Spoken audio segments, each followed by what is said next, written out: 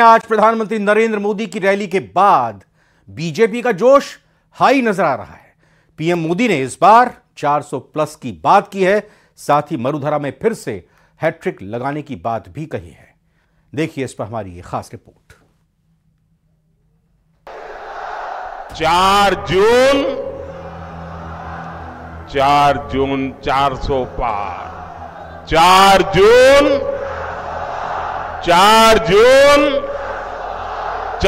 जून मोदी से परेशान है, इसलिए चिढ़ता है, गुस्सा करता है, गाली देता है।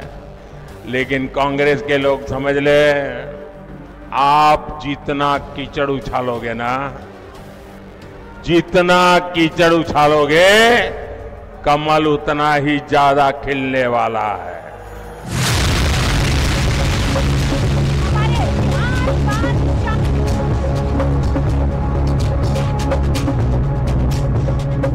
मंच पर पीएम मोदी के साथ राजस्थान बीजेपी के तमाम नेता मौजूद हैं। अजमेर के पुष्कर में हुई इस विशाल रैली को देखकर सभी गदगद भी हैं, लेकिन पीएम मोदी ने अपने अनोखे अंदाज में विपक्ष को जमकर लपेटा। पीएम मोदी ने मरुधरा में बीजेपी के लिए सभी 25 की 25 सीटें फिर से जीतने का लक्ष्य भी तय कर दिया है। पीएम मोदी ने एक बार फिर 400 पार की बात कही और चुनौती पूरे विपक्ष को दे डाली। पहले आप पीएम मोदी की ये चुनावी हुंकार सुनिए। 4 जून 400 पार। 4 जून।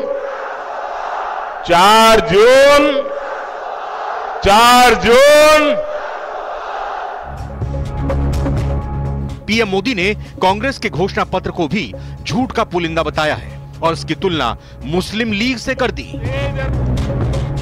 साथियों, कल कांग्रेस पार्टी ने एक झूठ का पुलिंदा जारी किया है, अपना घोषणा पत्र जारी किया है। झूठ का ये पुलिंदा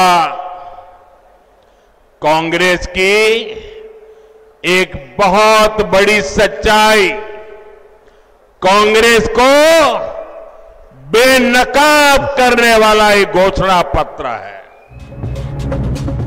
पीएम मोदी की मरुधरा में हो रही लगातार रैली से बीजेपी का जोश भी हाई है। सत्ता और संगठन के लोग बड़ी जीत का दावा कर रहे हैं, लेकिन पीएम ने एक बार फिर सरकार बनने और 100 दिन में बड़े एक्शन लेने की बात कही है। मेरी सरकार का तीसरा कार्यकाल बहुत दूर नहीं है। पहले 100 दिन में भ्रष्टाचार के खिलाफ बीजेपी सरकार और भी बड़े फैसले लेने जा रही है। मैं तैयारी करके बैठा हूं, सारी तैयारी शुरू कर दी है। जब बात रेगिस्तान में पानी लाने की हो और चर्चा ईआरसीपी पर ना हो, ऐसा कैसे हो सकता है? पीएम मोदी ने ईआरसीपी को अपनी बड़ी सफलता माना है। यहां भाजपा सरकार के आने के 100 दिन के भीतर ही वर्षों से लटकी ईआरसीपी पर सहमति बन गई है। पीएम मोदी ने बीजेपी उम्मीदवारों को जिताने की अपील भी की, साथ ही कहा कि इनको गया एक एक वोट मुझे मजबूत करेगा। जनता का उत्साह देख पीएम मोदी को भी विश्वास है कि इस बार फिर से 25 की 25 सीटें बीजेपी जीत रही है। अजमेर से हमारे साथी भागीरथ चौधरी जी को एक बार फिर उम्मीदवार बनाया है और नागौर में मेरी छोटी बहन ज्योति मिर्धा जी ने जिम्मेवारी संभाली है। इन दोनों प्रत्याशियों को आपका एक एक वोट मोदी को मजबूत करेगा। पीएम मोदी की राजस्थान में हो रही ताबड़तोड़ रैलियों से चुनावी माहौल गरमाया हुआ है। पीएम मोदी रविवार को दौसा में रोड शो करेंगे। इसके बाद अन्य स्थानों पर भी पीएम की रैली होगी। अभी 19 अप्रैल में काफी समय है। इस समय में क्या सभी सियासी समीकरण पलट जाएंगे? Bureau report, news 18 Rajasthan.